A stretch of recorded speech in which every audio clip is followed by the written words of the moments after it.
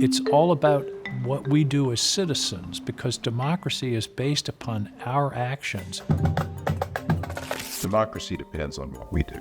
That's a unique part of government. I think in a democracy, it doesn't work without people.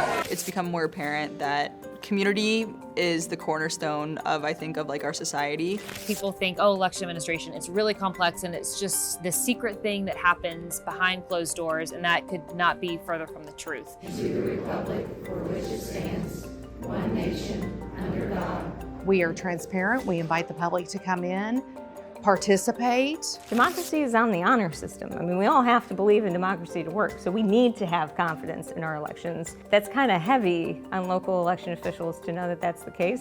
It is important for the public and for voters to understand that there are actually a robust set of checks and balances in place, that they can trust election results.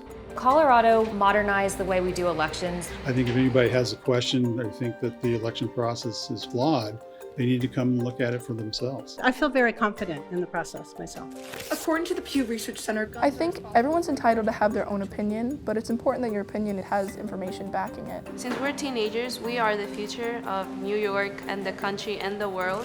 When the majority of the country thinks we're bad for democracy, not good, that is our problem to fix. Conversation's not a competition. We can get after each other and it doesn't damage the relationship. That's the point I think we're trying to get people to.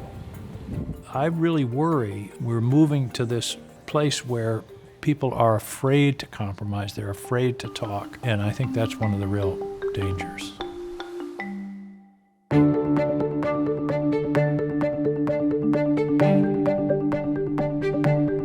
This is what democracy looks like! What does it mean to be a good democratic citizen?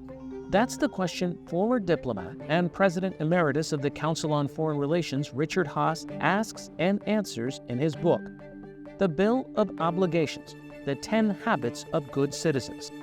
Haass writes, an obligation is not a requirement like paying taxes or obeying the laws of the land. An obligation is not what citizens must do. Rather, it is what they should do, what he defines as moral and political commitments, essential for a robust and healthy democracy. They are habits easy enough to form, he says, that we can all do, and people are.